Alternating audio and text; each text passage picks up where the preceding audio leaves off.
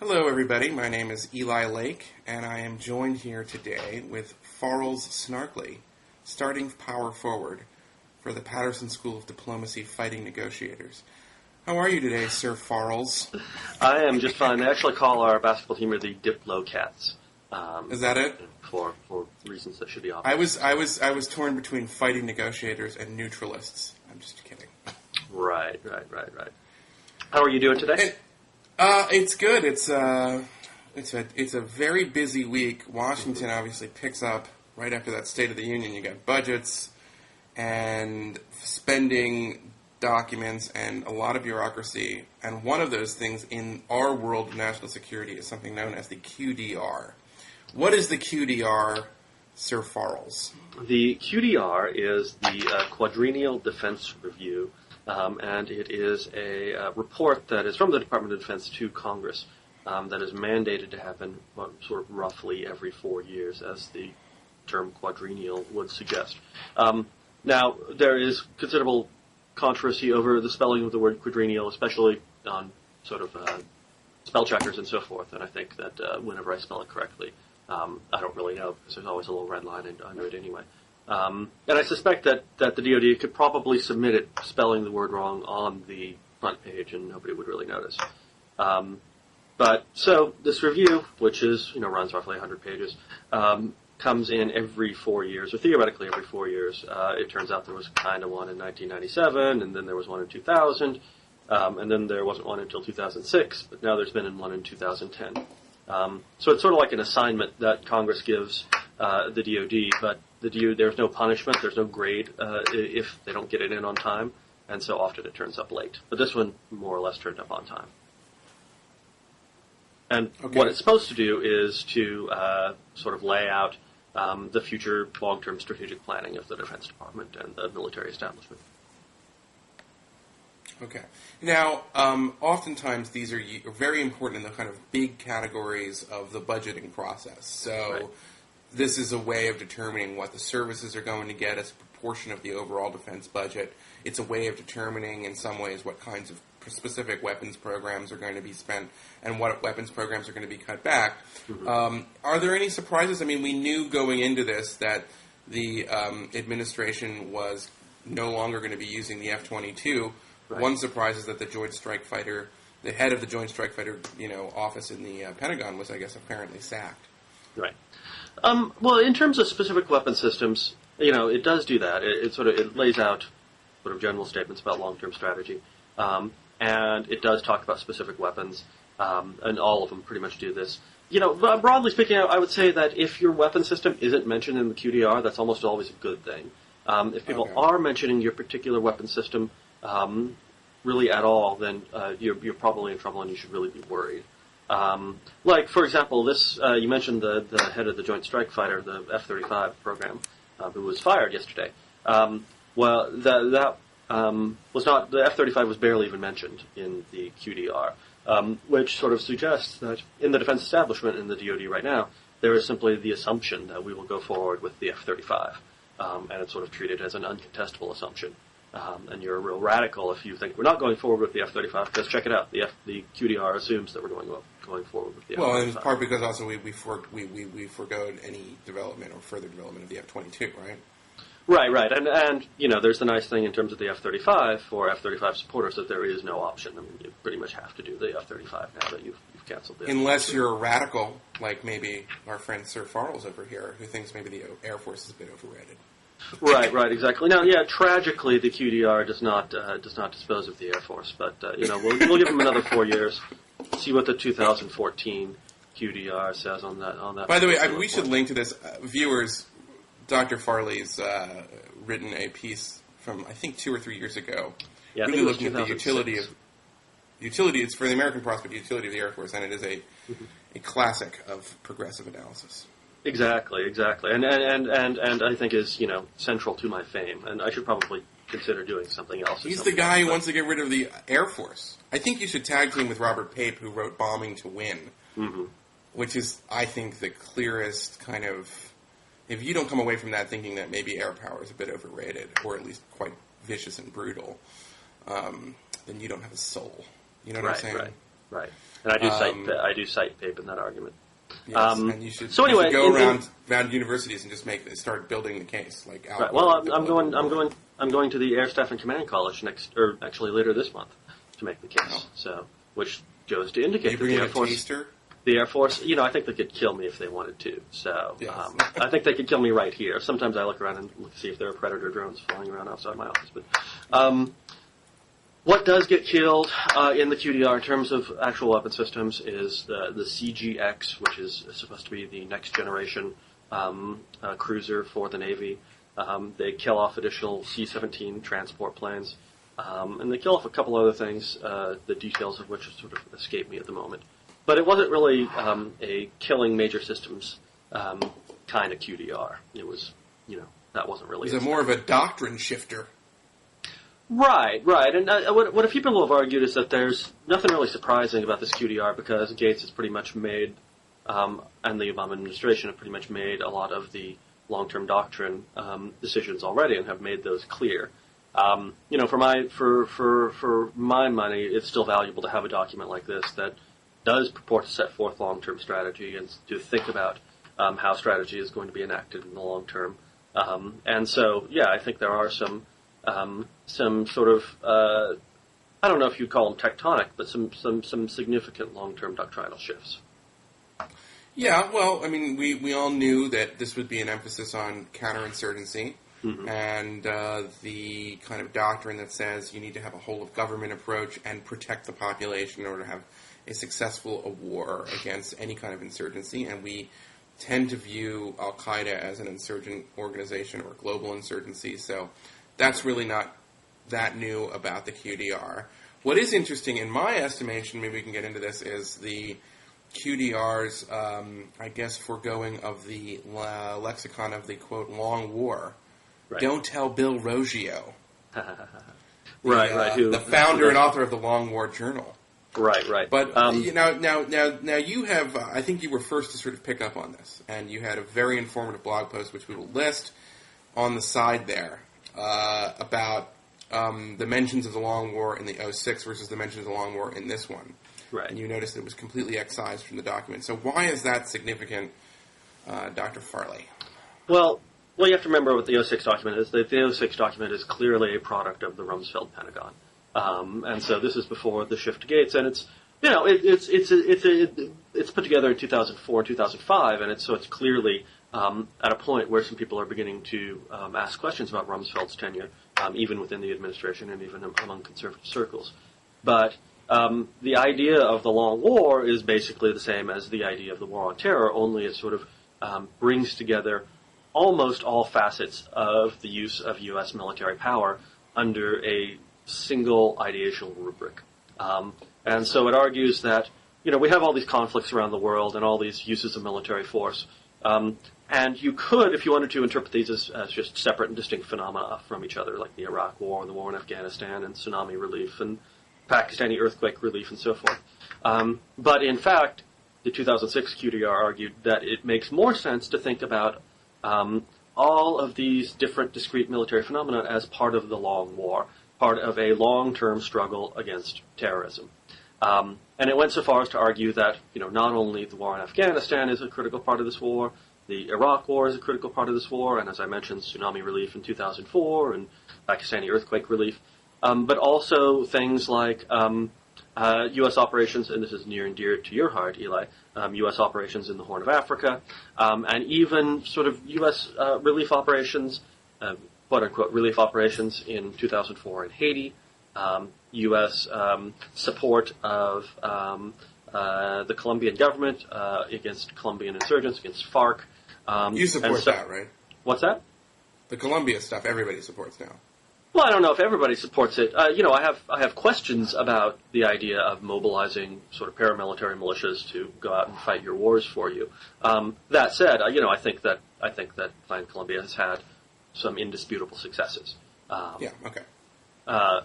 It's a more complicated issue, and we could get into it in some other blogging heads. But anyway, the way that the 2006 QDR thought about operations like this is that they are essentially all part of the same rich tapestry of military and strategic action as the Iraq War and the war in Afghanistan. And And basically the 2010 QDR just says nothing about that. I mean, it just disposes, not even really explicitly, just disposes of the notion that all of these wars are connected to each other. And treats all of these different kinds of military operations as discrete individual operations that we undertake for whatever specific reason that we undertake Operation X. So, we support Haitian relief in 2010 because, we have a specific interest in not seeing Haitian refugees show up in Florida or whatever. And so it disposes of this idea that there is this connected tapestry of U.S. military and strategic behavior.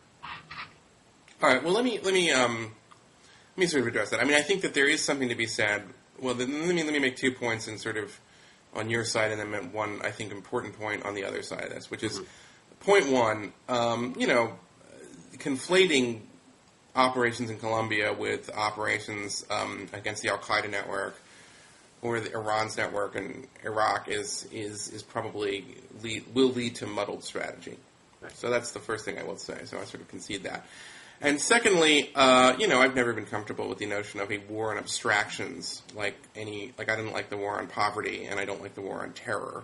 Right. And I prefer wars on discrete entities. And I think, it's in some ways good that What about drugs? How do you feel about the war on drugs? I mean, drugs are kind of, not I'm abstract. completely against the war on drugs.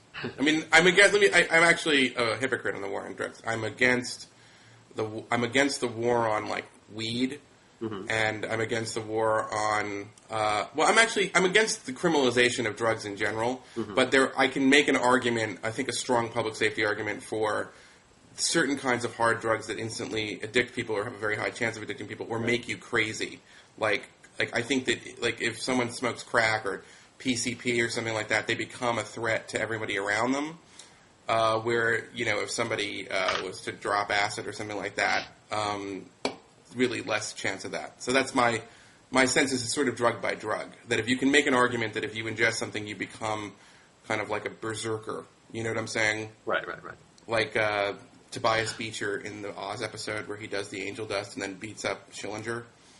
If you can make an argument that a drug can turn you into kind of just a raving sociopath, then that drug should be illegal because it's a damage to everybody else. But I don't think the government has a right to tell you what you can or can't ingest in your own body. Right, and even in those cases, you would support. I mean, it wouldn't be a criminal approach necessarily to users of those drugs. Well, actually, and this is a little bit of a tangent, but the most successful. I mean, I forget, but you can actually look at the war against Quaaludes as the most successful example of basically just stopping the production. And I think what ended up happening was that the DEA just went to the people who were making the base compounds for it and worked out a deal, and then just people stopped making the drug, and it doesn't really exist anymore. So when you see Eli, I'm on Ludes right now. I don't know what you're talking about. Okay. Well, anyway, that hilarity aside, it's now an anachronism. Like when you see the movie Scarface, and Pacino's have another Quaalude. There are no Quaaludes. Right. So there you go. Well, one of the ways, and the war on drugs is sort of interesting in this context because I'm sure you remember back around 2003, right after September 11th, and there would be all these alarming, there was even a Super Bowl ad, if I recall correctly, all these alarming ads talking about how if you smoked a joint, that money is going to go to Osama bin Laden, next, right? I mean, it's he's your drug dealer, or he supplies your drug dealer, basically. And so that, I think, was one of these ideas that sort of fit into this long war overarching concept, was that all of these national security threats are really tied together. Yeah, but anyway.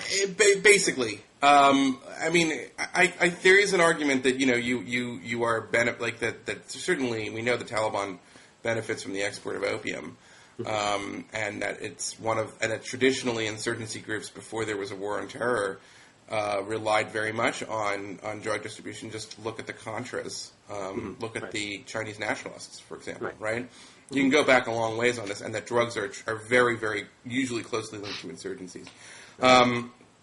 But let me make a case in favor of the long war, or rather the global war. See, if we say it's not a war on terrorism, and we can be more specific about it, I guess I'd like a slightly larger circle than Al Qaeda, but I I've argued many times that certainly we can't declare war on Islam. I like Islamic jihadist or supremacist or radical Islam. I mean, there's a way to sort of cut it so that you get Al-Qaeda and affiliated groups like the Taliban. You also can capture the kind of lunatics like the Quds Force in Iran, right. Without condemning and prosecuting all of Islam, who, of course, we need to be our steadfast allies. But I would say that the global part is important, and I would be very surprised if the Obama administration kind of would go back on an important kind of international legal framework that was really started under Bush, which is the idea that we're at war with a global network, Robert, that's everywhere, and therefore we can do operations, lethal operations against them throughout the world, usually through secret arrangements and understandings with other countries, whether it be Yemen or Pakistan. But nonetheless, lethal operations from, Milan, Italy, with the CIA to the Horn of Africa to, Mali and Chad and all in between. Right. And I see no evidence that Obama is shirking away from this legal concept of a global war. Right. And go ahead. Right. No. And I don't think that he would at this point, because I think he's embraced this element of the sort of Bush GWAT architecture. Right. Yeah. I mean, I think that's correct in terms of sort of the geographic extent of the war that there is, or of the struggle, whatever you want to call it, of the war with Al-Qaeda and other groups that are associated with Al-Qaeda. And there is no notion within the QDR, as far as I can tell, that there are geographic limits to the use of U.S. power against forces like Al-Qaeda. Right. By the way, this is extremely controversial at the UN. I've recently interviewed for a magazine piece I'm working on the special rapporteur for targeted killings, a guy named Philip Alston, who thinks that this is a very illegal framework for American foreign policy. Right, and under some constructions of international law, there are probably elements of it that are illegal. And I would refer our viewers back to there was a really good, sort of on larger issues of international law, there was a very good logging heads exchange between Eric Posner and Henry Farrell on, sort of talking about what we mean when we say something is illegal in the international system. And it's using the word illegal in sort of international politics is sort of rhetorically a different kind of speech act than claiming something is illegal in domestic politics. Absolutely. Just because there's profound differences between those two spheres. And I think that both Henry and Eric agreed with that, and then they disagreed about some other stuff. Right, but if you don't believe in American exceptionalism, if you're one of these people on the right or the left who don't believe in American exceptionalism, then Bush's global GWAT kind of approach is wrong. I mean, you have to believe that America is an exceptional nation, because I can say, because I am an American exceptionalist, I have no problem with the U.S. pursuing Al-Qaeda networks all over the world through, international cooperation and other means, but I would have a huge problem with any other country doing that. Right. And so, but I don't have a problem saying it because I'm an American exceptionalist. I say, yeah, I'm a big hypocrite. I think America's an exceptional nation. But, would you say that? Yeah, I mean, I would, but I wouldn't necessarily. I think you can say that outside of the framework of American exceptionalism. I think that you can say that within sort of an understanding, an almost realist understanding of the world, which views the world as multipolar and treats some powerful countries as not necessarily using the sort of the logic of justice or rights to make this argument, but simply, recognizing that powerful countries have certain interests beyond their borders. They have even, you could go so far, and this becomes a little bit twitchier, but you could go so far as to say certain responsibilities beyond their borders. So, for example, I think that even sort of your most clear-eyed realist who doesn't care a whit about American exceptionalism wouldn't be too incensed about the Chinese whacking a Uyghur terrorist in Nepal or somewhere, or in the middle of India or something like that. I would decry that as a war crime. I would do paper mache puppets and march in the streets. And see, and I think your approach to the world is incoherent, but that's a different question. Join me. Anyway, if I want to return just a second, because one of the arguments I made in that post about the long war, and I read the 2006 QDR back in 2005 actually, and it didn't really strike me then, but it strikes me now that the way the 2006 QDR talks about the struggle with terrorism and Islamic extremism is deeply evocative of the Cold War struggle with communism. Except that it made more sense in the Cold War. Because in the Cold War, it made sense to think about, like, Plan Colombia, and it made sense to think about relief in Haiti as part of a global struggle against Soviet communist and Comintern subversion, imperialism, and so forth. Because, the Soviet Union was in Latin America, not ever to as great of extent as we thought they were, but they were certainly there. They were in Latin America to a fairly great extent. Right. They took over Nicaragua for most of the 80s. Right. I mean, it's debatable how much of those are national. Don't forget Cuba. And Cuba. Who could ever and forget all Cuba? of all the hijackings, we forget all the hijackings, but communist front groups throughout Latin America were always taking over airplanes and kidnapping businessmen and stuff. Sure, and then there's Chet, too. So, but sort of the broader point being that it made sense in the Cold War to think of containment of the Soviet Union as a global project that was all sort of deeply integrated with itself, where everything that you did mattered for everything else. And rereading the 10 pages of the chapter in the 2006 QDR, Fighting the Long War, just made me think that you could almost just lift the term references to the Long War out and put references to the Cold War in, and you almost wouldn't miss a beat in terms of thinking about the Cold War in exactly the same way. Can I pay you a compliment? Sure. This is the Farley difference, viewer, which is that when the draft was out over a weekend, you actually sat down and did the work, read the 06 QDR, compared the two, and actually expanded kind of the people in real time covering knowledge, and didn't just, zip off, some snarky, blammo. You know what I'm saying?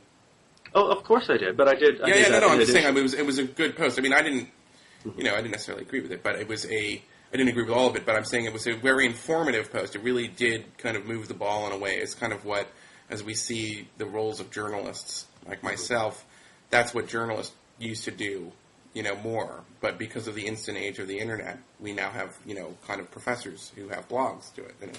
Right. I was actually deeply annoyed when the QDR leaked on Saturday, because it meant that I couldn't do anything on Saturday or Sunday that I wanted to do, and so I didn't sleep, and it was. I was hoping that it would wait until Monday, so that I would be able to wait until Monday to do all that. But so much. C'est la so vie. much for that. So. C'est la vie. This is a good transition to a degree about U.S. power and the kind of the Cold War. Because here's how I would counter what you said, which is that I don't think that the two things are the same, like radical Islam is the same as international communism.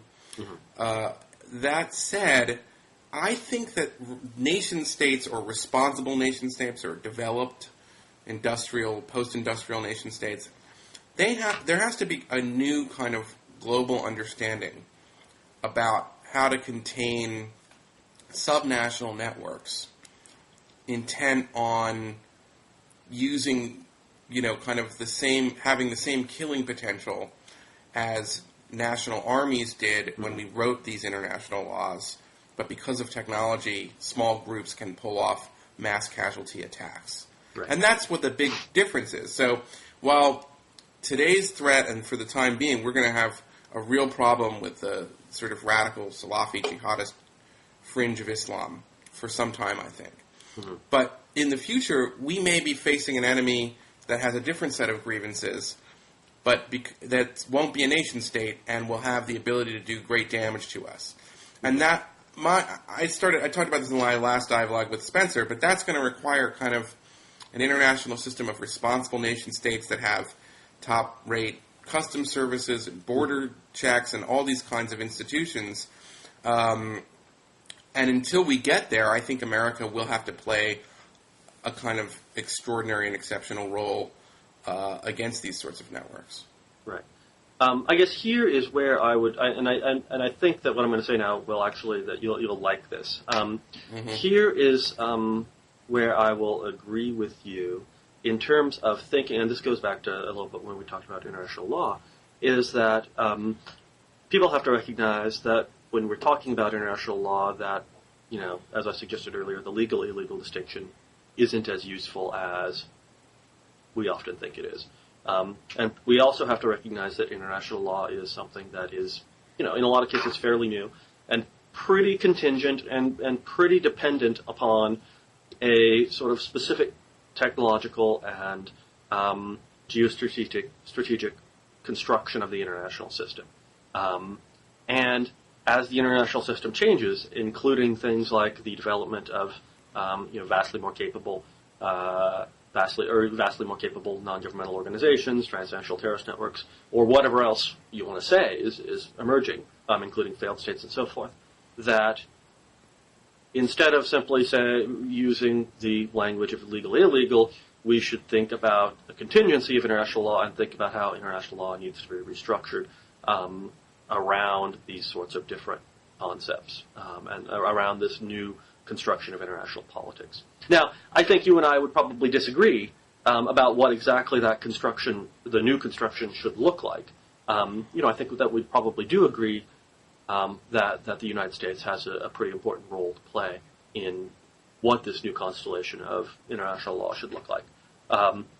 But it's not simply enough to refer to existing international law when we are thinking about how nation-states need to deal with threats to their interests, threats to their people, and so forth, right? I mean, international law can be rebuilt, redesigned, and restructured. Yeah, I mean, I'm kind of coming around to the idea where, I've never been a conservative in the Jesse Helms tradition that just thinks that all international law and international institutions are a threat to American sovereignty. And I think the kind of idea of American sovereignty in this level of discussion is so effing quaint, right? Mm-hmm. Because, our sovereignty, I mean, I'm let's be real. We're not talking about American sovereignty. We're talking about American hegemony. And so, an American participation in, the regional affairs all over the planet. Mm-hmm. And part of the security agreements. And since I don't have any problems with that, for now, but I also recognize that you can't just make a chauvinistic or jingoistic argument, I'm an American, therefore I favor it, to kind of get back to Obama. There's a good reason for American exceptionalism, which is that we're the best of all possible alternatives until we can have a truly strong kind of community of democracy-based international system where at least you have states that will reasonably be a check on these subnational groups that can do so much great harm at this point. Mm-hmm. But also, I mean, you can add to a series. I mean, listen, in the 90s, people added other things to that, too, like the spread of diseases, so you need a certain sort of medical infrastructure. You need all kinds of modern infrastructure. And so, I mean, I don't know, it just seems that would be something that left and right could agree on as we hopefully move out of this very partisan age.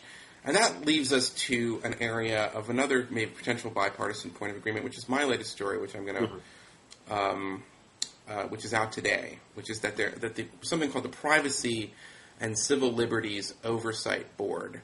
Why don't you talk about that?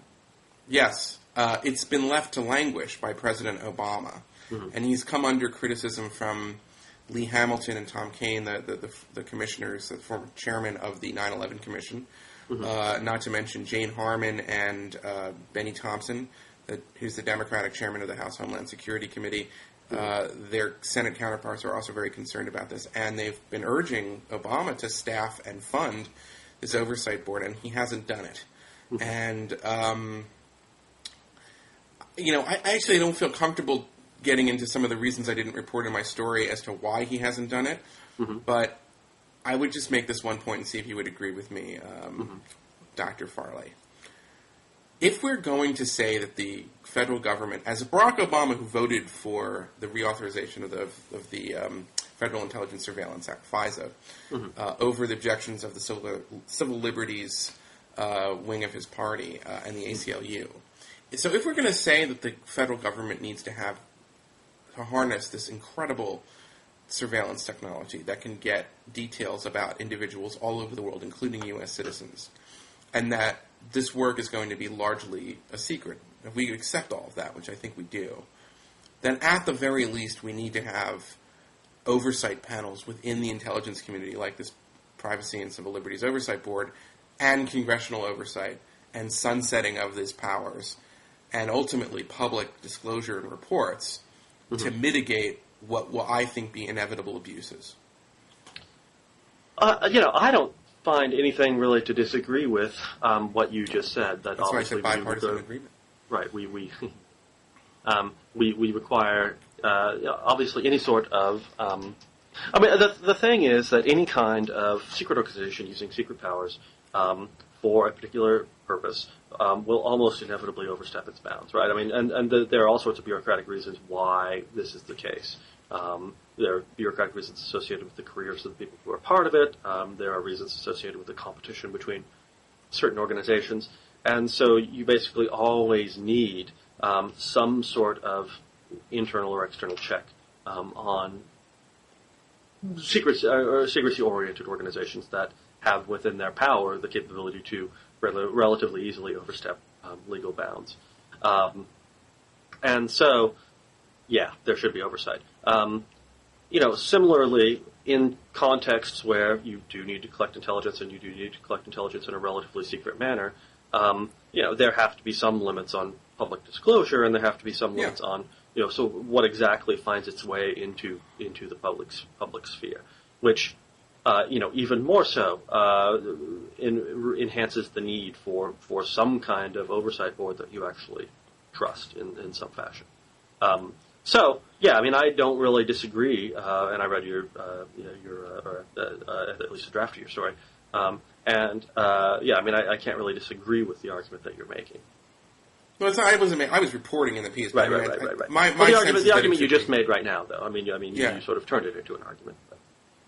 Well, the other thing I would say, there's always this sort of, it could very well be that Obama has a lot to do, and he hasn't gotten around to it, but I also think that there's an institutional uncomfortableness within the intelligence community to these kinds of oversight panels, and it's probably not a fight that he wanted to pick. After all, politics is the art of the possible. I'm not trying to defend Obama. I'm trying to just, as a journalist who's covered him on these intelligence issues, he took on the CIA with the release of the IG report for the enhanced interrogation programs and the OLC memos, which outlined sort of what was permissible.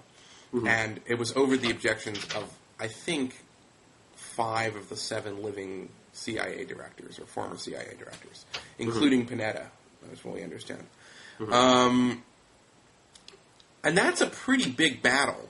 Right. So, it's understandable that, we're not going to ding you on the PCLOB because we're keeping our eyes on this other stuff.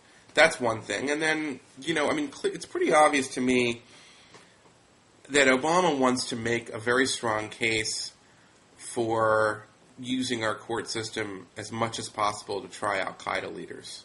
Right. And I think that's something that there's a lot of resistance within the military and the intelligence community on.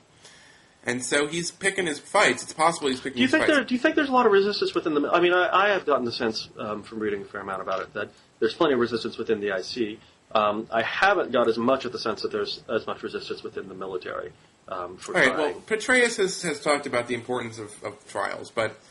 I guess and Petraeus is a very leading indicator for what all the officers are thinking because he's so revered. I've talked to people in the military though that do think of Al Qaeda as an enemy, and they really worry about a sort of slippery slope where we're no longer going to be at war with these guys. So on the question of law enforcement versus war approach to Al Qaeda, and here's the thing: Obama is incoherent on this question because if Obama picks up Abdul Muttalib, the underpants bomber, in Nigeria before he nearly explodes a Northwest Airlines flight, then one of two things happen to him. He either is going to get sent to an allied intelligence service or an allied military or something, through rendition, and they'll probably interrogate him, and I doubt that he'll be read any Miranda rights by them. or he'll be interrogated by professional intelligence community interrogators from the U.S. that are on the ground in these kinds of operations, as I understand. So that if you catch one of these guys abroad, there is no due process for them. But if they nearly blow up a plane and you capture them alive, now there's good constitutional precedent for it. There's over 100 years of Supreme Court cases that if you commit a crime in this country, and you're a foreign national, then you still get afforded the due process rights as U.S. citizens. Right. But that's the point. Is this? I mean, was what Abdul Muttalib did a crime? I mean, yes, on one level it is a crime, but it was also, I think, an act of war, and I think that's so in that respect it is a bit murky. Well, I mean, it's a bit murky, except insofar as, there does seem to be an almost robust distinction between people who are captured abroad and people who are captured internally, right? And if you sort of go back and apply that to Zacharias Moussaoui was captured in Minnesota, and then it becomes more twitchy. And I guess we do have to come back to what you just mentioned, the phrase that you mentioned, which is that politics is the art of the possible, and that fighting. And I think that a lot of people outside of government don't understand just how hard it is and how bitter these inter and intra-bureaucratic fights can be, and how brutal they can be at each other. I mean, so people understand that the president is supposed to have authority in the executive branch, but that doesn't actually mean that the president gets to decide what happens in the executive branch, right? I mean, they do have to fight these battles against the IC. They do have to fight battles with the military. And these take time, and they take resources, and they involve compromises, and so forth. And so, I mean, I think you're right to identify this as part of one of those compromises. That said, they shouldn't compromise on it. They should appoint someone because it's in everybody's interest. I mean, I quote Lanny Davis, who used to be on this 5-person commission, and he said, if you support the federal government having these surveillance powers, then you need to understand that having this board in place is a very important way of assuring the public and your worst critics, and making it as independent as possible is a way to do that. And Congress kind of under Bush, listen, when they first established this thing, the board wasn't terribly independent. Congress acted. Lanny Davis kind of famously resigned. He said, you were trying to edit my recommendations. The law changed. They got it ready to go. It's sort of teed up as a sort of, now we've got a good policy. And by the way, I should say, Bush's last general counsel, Fred Fielding, played a really important role in strengthening the independence of this board. So it wasn't all like, Republicans bad, Democrats good. So there's a little bit more nuance in that. But the point is that this thing is sort of now ready to go under Obama, and he just lets it languish. And I think, and it's to the detriment, because I bet in the last year, when there hasn't been that, there's probably been a lot of abuses, particularly from the NSA. I would bet that there would be, Right. Well, with that, we have to close, because we both have actual responsibilities in the world. So this has been informative and entertaining as always. We can only hope that the viewers will think the same thing. I'm feeling very good about this blogging heads. I think I want everybody to comment on it. I want everybody to watch it. Send it out to your friends. It's a good one. I'm planning on tweeting it. So we're going to tweet it. I'm going to link it. That should guarantee that lots of people will pass over it or perhaps click on it once. So anyway, thank you all for watching. Thank you, Eli. Bye-bye, Dr. Farley. Talk again soon.